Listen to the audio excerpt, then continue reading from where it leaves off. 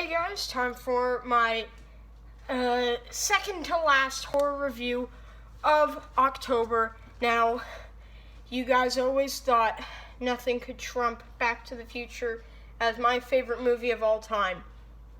Recently, something has come along and changed my view on all of that. This movie is not only my favorite comedy of all time now, and also my favorite movie of all time. It is the vampire horror comedy, probably my favorite movie of last year now, What We Do in the Shadows. This is now my favorite movie of all time. The basic plot is a couple of New Zealand documentary filmmakers decide to follow a family of vampires, not actually family, they're just all friends. A group of vampires who basically go their normal life going through modern day stuff, and when they have a friend bring over some virgin sacrifices, then they figure out they're not actually virgins. And they basically, Peter, which is one of them, which is based off of a Nosferatu vampire-esque kind of character, drains all the blood from one of them and makes a new vampire. And he basically tells them all about physical media, internet, and shows them what the sun looks like. And basically, it all changes from their point of view. This movie is fucking phenomenal. One of the best parts of the movie is each character has their own stylized looks, their own emotions, their own way of looking at this modern day technology, and each character is, all of them are just really enjoyable. The thing is, they don't go for stereotypical, he's the cool guy, he's the weak one, and he's the smart one, or anything like that. They go with different ideas for vampires. They go by the typical cliche. We have the glam rock vampire, the Dracula one, even the model-esque vampire. And we even have the modern-day vampire of a sort of teenager vampire, and we even have the Nosferatu type vampire in there. So yeah, this film has a lot of style as well going for it.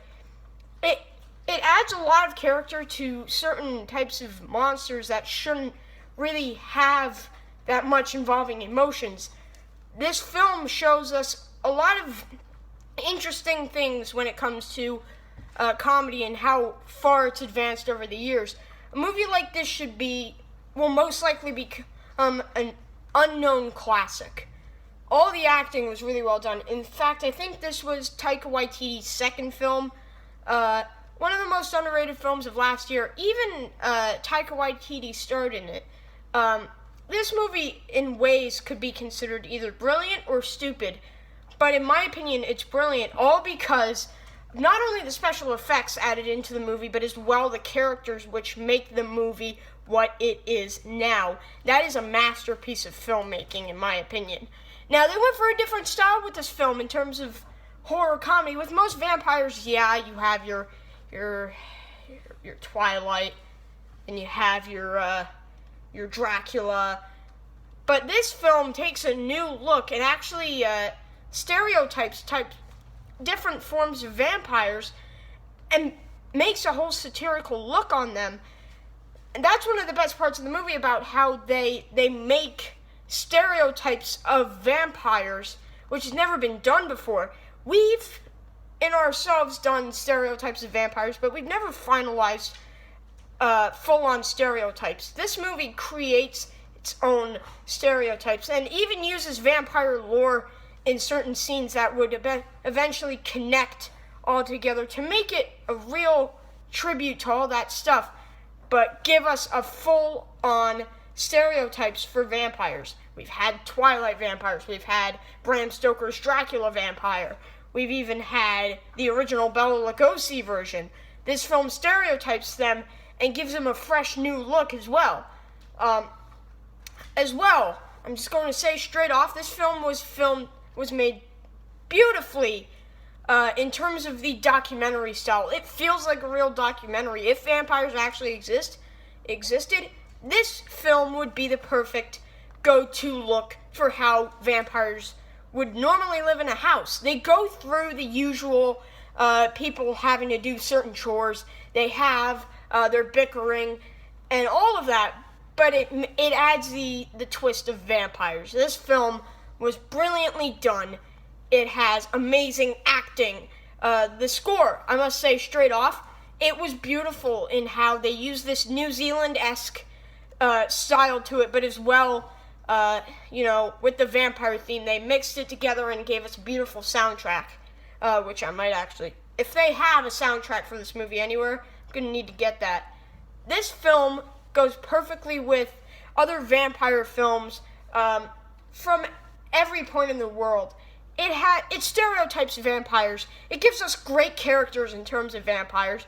It is, in my opinion, my favorite vampire movie of all time, my favorite comedy. It fits into every genre that you'd want and gives us a stereotypical look on vampires. I love What We Do in the Shadows, and you must check it out now. It's not what I would call a love it or hate it movie. It's a love it or think it's okay movie. This movie is brilliant, and you need to see it. In fact, one of my friends, Caleb, actually lives in New Zealand, so obviously this movie would go great for him. So yeah, definitely. I'm saying straight up, definitely check this out as fast as you can. They have this at Best Buy right now for a really good price, so get it now. This movie is now my favorite movie of all time. Check it out as fast as possible. Anyway, thank you guys for watching my review of What We Do in the Shadows, my favorite movie of all time now. Anyway, this will be the second to last in my horror reviews.